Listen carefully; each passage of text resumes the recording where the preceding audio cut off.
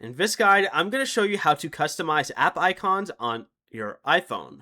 This is Miguel from Just Boz, and before we get into this guide, make sure to like the video and subscribe to the channel with all notifications on for more content like this. It really does help out the channel and we'd greatly appreciate it. If you have any questions, just ask them down in the comment section below. I'm going to be doing my best to reply to every single comment down there. Begin by pressing and holding an empty area on the home screen until the apps begin moving. Next, tap the edit button in the top left corner and then select customize. And from the menu at the bottom, choose how you want the app icons to appear. You can select light, dark, clear, or tinted.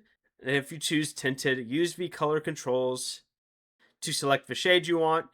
You can also adjust whether the color appears lighter or darker. Tap anywhere outside of the menu when you're finished, and the new icon style will automatically apply to the apps on your home screen. Before you leave, remember to like the video and subscribe to the channel with all notifications on for more content like this. It really does help out the channel and we'd greatly appreciate it. And if you did have any questions, just ask them down in the comment section below. I'm going to be doing my best to reply to every single comment down there. Peace.